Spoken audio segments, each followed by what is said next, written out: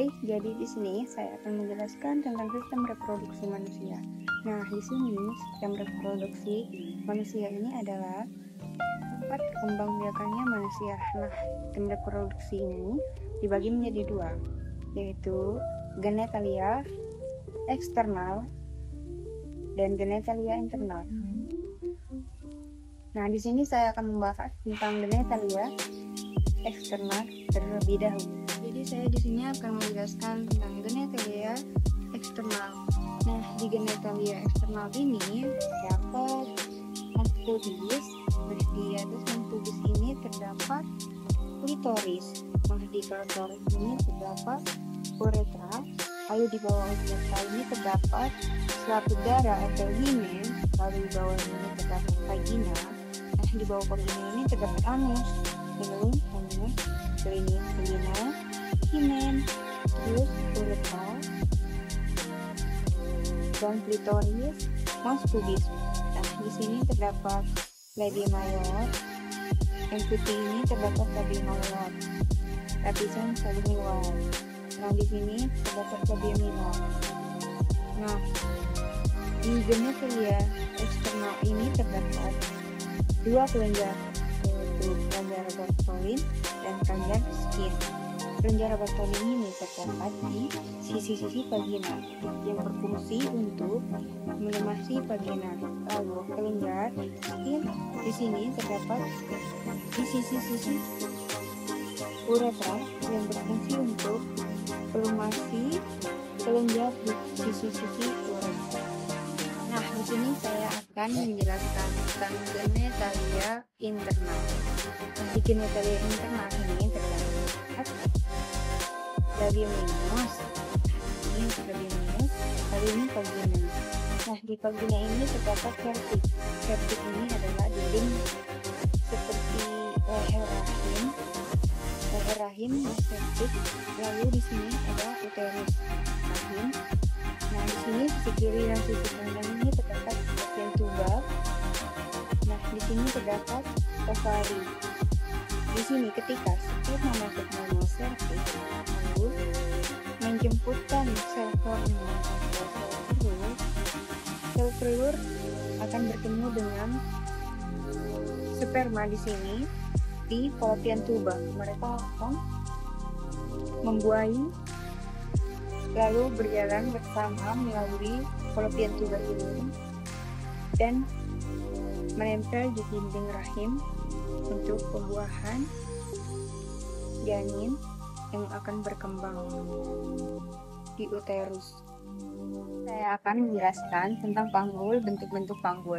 Nah, di sini ada bentuk panggul ginekoid dan di sini ada bentuk panggul android, dan di sini ada bentuk panggul antropoid, dan di sini ada bentuk panggul planipoid. Nah, jadi bentuk panggul ginekoid ini berbentuk seperti lingkaran. Nah, panggul ginekoid ini banyak ditemukan pada wanita umumnya. Bentuk panggul ginekoid ini bentuk panggul yang normal untuk jalan keluarnya bayi melalui vagina karena memiliki ruang yang sangat normal untuk dilewati oleh bayi. Nah, di sini saya akan menjelaskan tentang panggul android. Sebenarnya, bentuk panggul ini tergolong sebagai tipe panggul laki-laki. Dengan ukuran rongganya, panggul ini terlihat kecil dan bentuk menyerupai simbol hati. Pada tipe panggul ini, tulang bawah panggul terlihat menonjol dan memiliki lekungan. Tulang panggul terlihat sempit. Pada umumnya, panggul ini dimiliki oleh laki-laki. Ini saya akan menjelaskan tentang panggul antropoid. Nah, ini bentuk panggul antropoid. Bentuk panggul antropoid ini adalah bentuk depan onjong yang menyerupai telur atau oval yang memiliki sisi depan dan belakang yang sangat lebar dibandingkan sisi kanan dan sisi kiri. Di hamil, ketika ibu hamil dengan tipe panggul ini masih dapat melahirkan secara normal meski harus tetap mempertimbangkan kondisi lainnya. Ini saya akan menjelaskan tentang panggul radicoid. Nah, bentuk panggul radicoid ini memiliki bentuk yang datar, yang berbentuk oval, tapi ia melebar ke samping. Nah, pada umumnya 5% wanita memiliki bentuk panggul seperti ini. Ketika janin ingin keluar melalui panggul ini, kemungkinan posisi kepalanya melintang. Sebaiknya, yang memiliki panggul seperti ini melahirkan melalui operasi sesar. Kita menjelaskan pemeriksaan panggul dari luar.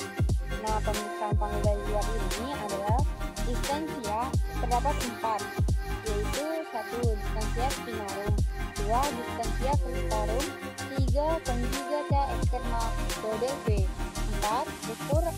Ukuran lingkar panggul. Nah, di sini distansia spinarum adalah jarak antara spina iliaca anterior, superior kiri dan kanan antara 23 sampai 26 cm. Nah, sedangkan distansia clitorum adalah jarak yang terjauh antara crista iliaca kanan dan kiri mencapai 26 sampai 29 cm. Nah, conjugata externa memiliki jarak antara pinggir atas simpisis atau ujung precesus spinous ruas tulang lumbal keempat adalah 18 sampai 20 cm. Nah, ukuran lingkar panggul dari pinggir atas simpisis ke pertengahan antara spina iliaca anterior, superior dan demeter major sepihak dan melingkar keseluruhan panggul mencapai 80 sampai 90 cm. Nah, di sini saya akan menjelaskan bentuk-bentuk otot panggul. Nah, otot panggul ini adalah otot bagian luar yang mencakup sejumlah otot yang membantu dalam mendukung tubuh, mempertahankan tubuh postur, serta memfasilitasi gerakan tubuh bagian bawah. Nah, otot panggul ini terdapat otot gluteus maximus, adalah otot besar di bagian belakang panggul yang membantu dalam gerakan pinggul dan kaki. Nah, ada juga otot panggul yaitu gluteus medius dan gluteus minimus. Nah, di otot gluteus dan minimus ini adalah otot-otot di bagian samping panggul yang membantu menjaga keseimbangan dan kestabilan tubuh. Nah, di otot ini ada juga otot sensor fasia, yaitu otot-otot kecil yang terletak di bagian luar paha atas dan membantu dalam gerakan pinggul serta gerakan kaki. Nah, ada juga rhinacornis, yaitu otot kecil yang membantu rotasi luar pada panggul. Nah, jadi otot-otot panggul ini bekerja sama untuk menjaga atau untuk mendukung gerakan kestabilan dan berfungsi untuk tubuh bagian bawah. Nah, di sini saya akan menjelaskan bentuk dari tulang panggul. Nah, di sini tulang panggul pertama dibagi menjadi dua, yaitu tulang panggul pelvis di bagian pelvis mayor bagian atas dan pelvis minor bagian bawah. Nah, pelvis mayor berada di atas linea terminalis dan berfungsi untuk menyongkong organ abdomen, sedangkan pelvis minor berada di bagian bawah terminalis dan berfungsi untuk menyongkong organ reproduksi serta garis besar tulang. Nah, osteococcai ini dibagi menjadi 3 bagian, yaitu os ilium, os ischium, os pubis. Nah,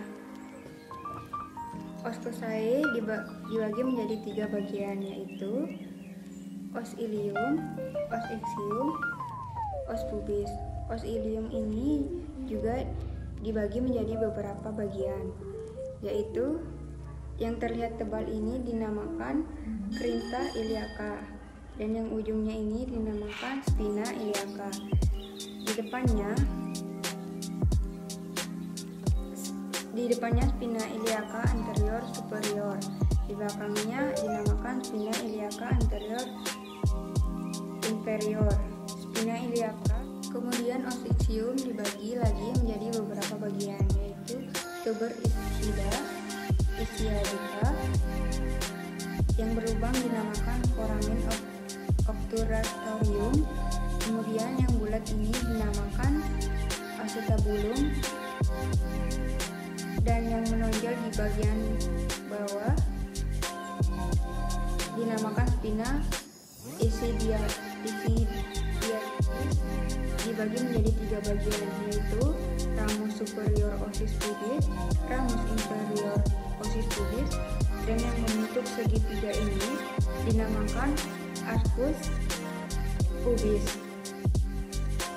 Selanjutnya terdapat sakrum. Sakrum ini dibagi menjadi 2 bagian, yaitu yang terlihat menonjol ini dinamakan promontory. Kemudian yang berlubang-lubang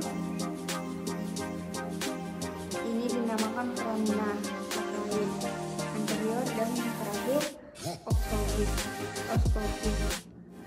Oskopis ini terdiri dari 3 bagian. Selanjutnya saya akan membahas tentang articulatio pertama. Penghubungan antara os sacrum dengan ilium disebut articulatio sacroiliaca. Yang kedua, penghubungan antara os sacrum dengan os sigis disebut articulatio sacrosigis. Dan yang terakhir, articulatio symphysis pubis. Nah, jadi pada sendi tulang panggul terdiri dari beberapa tulang dan sendi yang penting untuk mendukung tubuh serta memfasilitasi gerakan. Tulang-tulang utama dalam panggul adalah tulang panggul pelvis, terdiri dari 3 tulang yang bergabung bersama ilium, ischium, dan pubis. Ketiganya bertemu di panggul dan membentuk cekungan pubis. Sendi-sendi penting yang terdapat di panggul termaksud. Nah, 1. Sacroiliaca adalah sendi antara tulang sacrum bagian bawah tulang belakang dan tulang ilium bagian dari tulang panggul. Nah, yang kedua sendi pinggul. Artikulasi koksigis, sendi yang menghubungkan tulang panggul dengan tulang koksigis atau tulang ekor belakang. Nah, tulang dan sendi panggul sangat penting karena mendukung berat tubuh, menyediakan stabilitas saat berdiri dan bergerak, dan berperan dalam banyak gerakan tubuh bagian bawah. Terima kasih, mohon maaf jika ada salah kata. Mungkin dari penjelasan saya ada yang kurang, ada yang salah, mohon maaf. Hanya itu yang dapat saya sampaikan. Terima kasih. Wassalamualaikum warahmatullahi wabarakatuh.